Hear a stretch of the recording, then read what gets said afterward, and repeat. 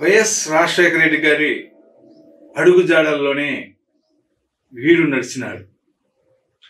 తుది శ్వాస వరకు కూడా అతని వెంటే ఉన్నారు. పార్టీ ఏదైనా కానీ కూడా వైఎస్ఆర్ మాట శిలాశాసనంగా భావించినారు. అనివార్య కారణాల వల్ల వైఎస్ఆర్ అకాల మరణం చెందడంతో కోలుకోలేని దెబ్బతిన్నారు. అయినప్పటికీ ఆ కుటుంబాన్ని మళ్ళా ముఖ్యమంత్రి చేయాలనే లక్ష్యంతో వైఎస్ జగన్మోహన్ రెడ్డి అంటే నడిచినారు. వైఎస్ జగన్మోహన్ రెడ్డిని 2019 ఎన్నికల్లో ముఖ్యమంత్రి చేయడంలో ఉమ్మడి కర్నూలు జిల్లాలో వైఎస్ఆర్ కాంగ్రెస్ పార్టీని కీ షిఫ్ట్ చేయడంలో కూడా కీలక పాత్ర పోషించారు. వారే మంత్రాలయం శాసనసభ్యులు వై బాలనాగిరెడ్డి గారు. ఈరోజు బాలనాగిరెడ్డి గారి గురించి తెలుసుకుందాం. బాలనాగిరెడ్డి గారు ప్రజాసేవ చేసే మనస్తత్వం మనిషి. ప్రజాసేవతో పాటు దైవ భక్తి కూడా అనూహ్యంగా కలదు. ఏ కార్యక్రమం నిర్వహించినా, ఏ కార్యక్రమం తలపెట్టినా కూడా ముందు దైవ అనుగమం తీసుకొని, దేవుడు ఆశీస్సులు తీసుకొని వారి కార్యక్రమాన్ని నిర్వహించడం, వారు నిర్వహించిన పని విజయవంతంగా సాగటం మనకందరూ తెలిసిన విషయమే. రాజకీయ రంగంలో కూడా వారు ఏ పని చేసినా కూడా అద్భుతమైన ఘనవిజయాలు సాధించారు. ఎమ్మెల్యే కూడా అనేక మార్లు గెలుపొందినప్పటికీ కానీ అనివార్య కారణం వల్ల వైఎస్ఆర్ క్యాబినెట్లో, వైఎస్ జగన్ క్యాబినెట్లో మంత్రి పదవి రాలేకపోయింది. బాలనాగిరెడ్డి గారు మొదటి నుంచి వైఎస్ఆర్ ఫ్యామిలీకి పదవి ఉన్నా లేకపోయినా, పదవి ఇచ్చినా ఇవ్వకపోయినా కూడా ఆ కుటుంబం నేటికి నడుస్తున్నారు. ఉమ్మడి కర్నూలు జిల్లాలో కూడా తిరుగులేని నాయకుడిగా, సీనియర్ శాసనసభ్యులుగా కూడా సేవలు అందిస్తున్నారు. ఉమ్మడి కర్నూలు జిల్లాలో ఒక మంత్రాలయ నియోజకవర్గానికి శాసనసభ్యులు అయినప్పటికీ, మంత్రాలయం కాకుండా ఉమ్మడి కర్నూలు వ్యాప్తంగా కూడా ప్రజలు వచ్చినప్పటికీ వారి సమస్యలను సానుకూలంగా విని ఆ సమస్యలకు పరిష్కార ధ్యేయంగా పనిచేయటమే బాలనాగిరెడ్డి గారి ధ్యేయంగా పనిచేస్తారు. వచ్చిన సమస్యను తెలుసుకొని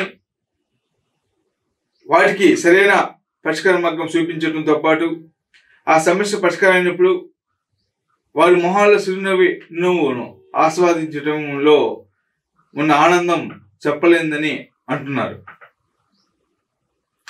అంతేకాకుండా ఆంధ్రప్రదేశ్ వ్యాప్తంగా కూడా పర్యటిస్తూ వైఎస్ఆర్ కాంగ్రెస్ పార్టీని అభివృద్ధి చేస్తూ, మరోపక్క ప్రజా సంక్షేమ కార్యక్రమాలను ప్రజలకు అందించడంలో కూడా వీరు క్రియాశీలక పాత్రను పోషిస్తున్నారు. వైఎస్ జగన్ కూడా ఉన్న ఎమ్మెల్యేల్లో, సీనియర్ ఎమ్మెల్యేల్లో ఒకరుగా బాలనాగిరెడ్డి గుర్తింపు పొందినారు. అందుకనే జగన్ కూడా మంచి బాధ్యతను అప్పగిప్పి ఒక పక్క పార్టీని అభివృద్ధి చేయడంతో పాటు మరో పక్క ప్రభుత్వాన్ని కూడా మంచి పేరు తీసుకురావడంలో వీరి కృషి అనలేదని చెప్పవచ్చును. వీరు అనాథముళ్ళు కూడా శాసనసభ్యులుగా వైఎస్ఆర్సీపీ పార్టీ నుంచి ప్రాతినిధ్యం వహిస్తున్నారు. వాళ్ళందరిలో కూడా బాలనాగిరెడ్డి సీనియర్ ఎమ్మెల్యేగా చెప్పవచ్చును. మరి ముఖ్యంగా యువకుడు కావడంతో జగన్మోహన్ రెడ్డి కూడా మంచి బాధ్యతను అప్పగించడం, కష్టపడే మనస్తత్వంతో పనిచేయాలని సూచించడం,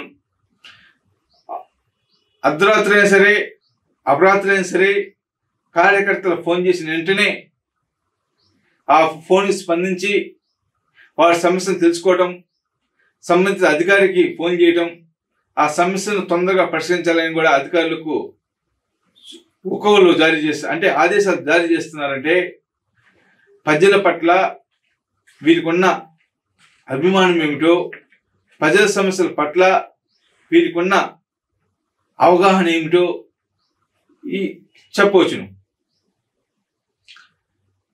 టీడీపీ గాలిలో కూడా వీరు గెలుపొందినారు. కానీ అనూహ్యంగా 2019 ఎన్నికల్లో వైఎస్ఆర్ పార్టీలో మొట్టమొదట మంత్రి అవుతాడు అనే పేరు వినిపించిన వ్యక్తుల్లో వై బాలనాగిరెడ్డి ఒకరు. కానీ ఉమ్మడి కర్నూలు జిల్లాలో ఉన్న అప్పటి సామాజిక వర్గాల కారణంగా వైఎస్ జగన్మోహన్ రెడ్డి అతని క్యాబినెట్లోకి తీసుకోవడం జరగలేదు.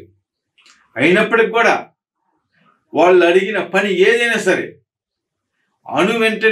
వెను వెంటనే చేసే విధంగా అధికారులకు ఆదేశాలు ఇచ్చారంటే ఆ పని అనేది ప్రజాసేవ కోసం చేస్తారనేది కూడా అందరూ తెలిసిన విషయం. కాబట్టి జగన్మోహన్ రెడ్డి ఇచ్చినాడు.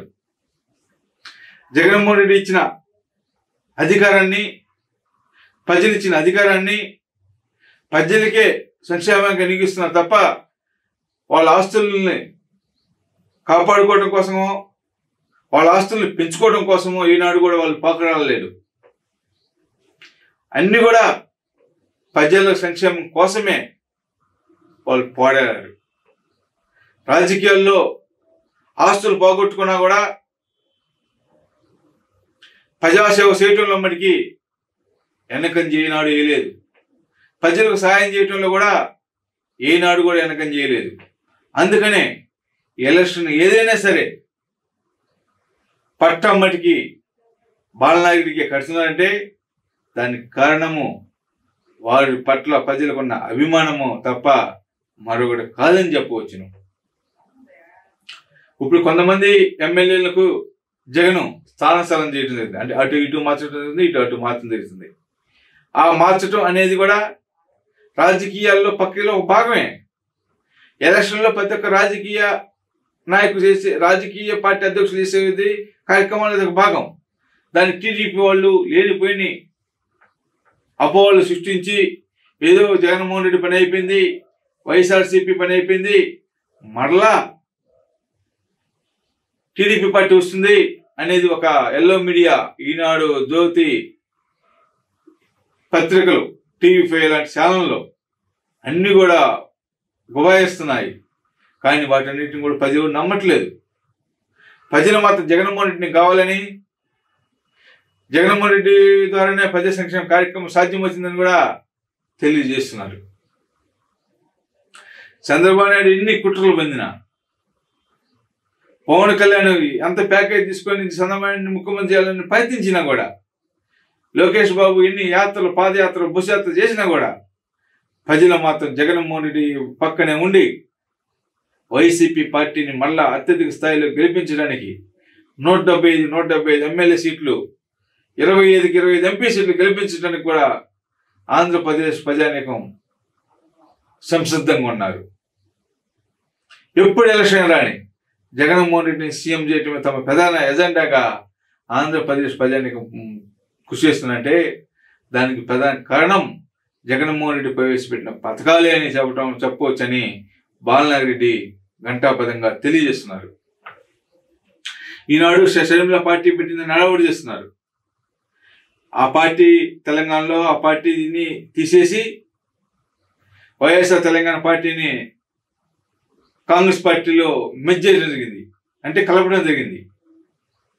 ఆ కలపడం వలన కాంగ్రెస్ పార్టీ ఆంధ్రప్రదేశ్లో ఏదో ఊపు వస్తుందని, కాంగ్రెస్ పార్టీ వైఎస్ఆర్సీపీ ప్రత్యామ్నాయంగా ఉంటుందని, కొంతమంది ఎమ్మెల్యేలు వస్తున్నారని, వైసీపీ పార్టీ చెందిన ఎమ్మెల్యేలు, టీడీపీ పార్టీ సీటాన్ ఎమ్మెల్యేలు కానీ అక్కడున్న నాయకులు కానీ మళ్ళీ కాంగ్రెస్లోకి వస్తున్నారని కూడా అడావుడు చేస్తున్నారు. జగన్కి వదిలిన బాణం అడ్డం జరిగిందని, జగన్ పైన పోరాడే శక్తి షర్మిలకు ఉందని కూడా వాళ్ళు ఏదేదో పక్కపక్కలు పలుకుతున్నారు. కానీ ప్రజలు మాత్రం జగన్ వెంటే ఉన్నారు. షర్మిలను ఆంధ్రప్రదేశ్ ప్రజానీకం ఒక రాజశేఖర రెడ్డి బిడ్డగా గౌరవిస్తారేమో కానీ షర్మిలను ఒక జగన్మోహన్ రెడ్డి చెల్లెలుగా అభిమానిస్తారేమో కానీ ఆమె తండ్రిని చంపిన పార్టీ అయినా, అన్నను జైలు పంపిన పార్టీ అయిన కాంగ్రెస్ పార్టీలో మటుకి కాంగ్రెస్ పార్టీకి మాటికి ఓటు వేయరు ఆంధ్రప్రదేశ్ ప్రజానీకం. ఆ విషయాన్ని షర్మిల గుర్తించుకోవాలని కూడా వై బాలనాగిరెడ్డి సూచిస్తున్నారు. జగన్మోహన్ రెడ్డి ఎలాంటి తప్పు చెప్పినప్పటికీ 16 నెలలు అక్రమంగా, అన్యాయంగా జైల్లో ఉంచినది సోనియా గాంధీ అన్న విషయం ఏ పిల్లగాడిని అడిగినా కూడా చెబుతారు. ఏ రాజకీయ అవగాహన లేని వ్యక్తిని అడిగినా కూడా చెబుతారు. అలాంటి పార్టీలో నిన్న జాయిన్ అయిందంటే షర్మిల గారు, ఆమె రాజకీయ పరిమితి ఎలా ఉందో, ఆమెకి రాజకీయంగా ఉన్న అనుభవం ఏమిటో ఆమె చేరిన పార్టీ ద్వారానే మనకి తెలుస్తుంది. ఆమె షర్మిల కాంగ్రెస్ పార్టీలో చేరినా కూడా ఏమాత్రం వైసీపీ పార్టీ శ్రేణులకు భయం లేదు. జగన్మోహన్ రెడ్డి సోనియా గాంధీని లెక్క చేయలేదు ఆనాడు. ఇప్పుడు ఒక పెద్ద లెక్క ఇలాంటి వాళ్ళు చంద్రబాబు నాయుడు కానీ, షర్మిల కానీ, పవన్ కళ్యాణ్ లాంటి వాళ్ళు ఇవన్నీ కూడా ఒక ఎత్తైతే, షర్మిలను కాంగ్రెస్ పార్టీ, చంద్రబాబు నాయుడు ఒక రాజకీయ పాముగా వాడుకుంటున్నారు. ఈ విషయం ప్రజలందరూ కూడా గమనిస్తున్నారు. అందుకని చంద్రబాబు నాయుడు సోనియా గాంధీ బుట్టలో సోనియా గాంధీ షర్మిల పడిందన్న సంగతి రాష్ట్ర ప్రజలందరూ కూడా తెలిసిన విషయం.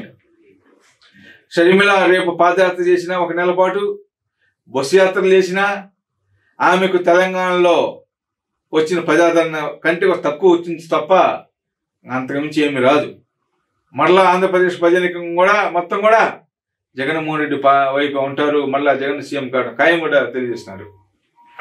ఉమ్మడి కర్నూలు జిల్లాలో 2019లో ఎన్ని స్థానాలు వైఎస్ఆర్ కాంగ్రెస్ పార్టీ ఎలాగైతే అన్ని స్థానాలను గెలుచుకొని కీసిప్ చేసి జగన్మోహన్ రెడ్డి కానుక ఇచ్చిందో, మరలా 2024 ఎన్నికల్లో కూడా ఉమ్మడి కర్నూలు జిల్లాలో కూడా అన్ని సీట్లు కూడా వైఎస్ఆర్ కాంగ్రెస్ పార్టీ కైవసం చేసుకొని వైఎస్ జగన్మోహన్ రెడ్డి కానుక ఇచ్చి మళ్ళా రెండోసారి సీఎం కావడానికి తమ వంతు కృషి చేస్తామని కూడా వై బాలనారెడ్డి సూచిస్తున్నారు. 2024 ఎన్నికల్లో ఆంధ్రప్రదేశ్లో 175 అసెంబ్లీ స్థానాలు, 25 ఎంపీ సీట్లు కైవసం చేసుకొని ఢిల్లీ స్థాయిలో కూడా చక్కని తిప్పే సత్తా ఒక జగన్మోహన్ రెడ్డి కలదని వై బాలనారెడ్డి గారు అంటున్నారు.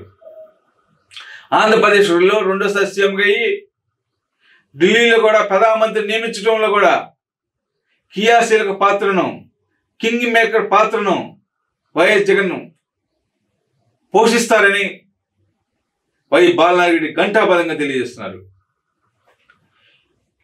చంద్రబాబు నాయుడు కానీ, పవన్ కళ్యాణ్ కానీ, లోకేష్ కానీ, పురంధేశ్వరి కానీ ఎంతమంది కలిసి వచ్చినా కూడా జగన్మోహన్ రెడ్డిని ఏమి చేయలేరు. జగన్మోహన్ రెడ్డి ప్రజాదరణ ముందు ఇరుగు కొట్టకపోతారని కూడా తెలియజేస్తున్నారు. షర్మిల జగన్మోహన్ రెడ్డి పైన రేపు సభల్లో కానీ ఎన్ని బహిరంగ విమర్శలు చేసినా, వైఎస్ఆర్ కాంగ్రెస్ పార్టీ పాలన పైన ఎన్ని విమర్శలు చేసినా అవన్నీ కూడా జనం పట్టించుకోరు. ఇప్పుడు జనం అందరూ డిసైడ్ అయిపోయారు, మళ్ళీ జగన్మోహన్ రెడ్డిని గెలిపించుకోవాలి, జగన్మోహన్ రెడ్డి గెలిపించుకుంటేనే అన్ని సంక్షేమ పథకాలన్నీ ఆయన కూడా వస్తాయి, మళ్ళీ అభివృద్ధి సాధ్యమవుతుందని భావిస్తున్నారు.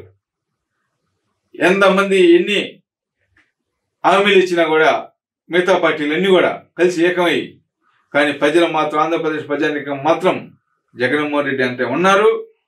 2024 ఎలక్షన్లో మళ్ళా జగన్మోహన్ రెడ్డిని గెలిపించడానికి ఆంధ్రప్రదేశ్ ప్రజానికం కూడా కొత్త నిశ్చయంతో ఉన్నారు. ఎప్పుడు ఎలక్షన్ వచ్చినా కూడా ఎదురు చూస్తున్నారు. ఏ సమయంలో ఎన్నికలు వచ్చినా కూడా ప్రజలందరూ కూడా, ఆంధ్రప్రదేశ్ ప్రజలందరూ కూడా వైఎస్ఆర్సీపీకి 170 స్థానాలు ఇచ్చి గెలిపించి 25 ఎంపీ సీట్లు గెలిపించి వైఎస్ఆర్ కాంగ్రెస్ పార్టీకి మళ్ళా రెండోసారి జగన్మోహన్ రెడ్డి సీఎం కావడంలో ఖాయమని కూడా వై బాలనారెడ్డి తెలియజేస్తున్నారు. అదేవిధంగా ఈ ఎంపీ సీట్లతో ప్రధానమంత్రి నియమించిన కీలక పాత్ర పోషించి ఆంధ్రప్రదేశ్ రావాల్సిన ప్రత్యేక హోదా కానీ, ఉమ్మడి ఆంధ్రప్రదేశ్లో విభజనలో ఉన్న అన్ని హామీలు నెరవేర్చడంతో పాటు అదనంగా కూడా 3 లక్షల కోట్ల రూపాయలు తీసుకొచ్చి ఆంధ్రప్రదేశ్ అభివృద్ధి ఖర్చు చేయడం జరుగుతుందని కూడా వై బాలనారెడ్డి తెలియజేశారు. ఎన్ని విమర్శలు చేసిన ప్రత్యర్థి పార్టీ వాళ్ళు కూడా ప్రజలు మాత్రం జగన్మోహన్ రెడ్డి అంటే ఉన్నారని కూడా, దాంట్లో ఏమాత్రం అనుమానం లేదని కూడా వై బాలనారెడ్డి తెలియజేశారు. For more updates, like, comment, subscribe to our channel. Hey darlings, గంటని click చేయడం మర్చిపోకండి.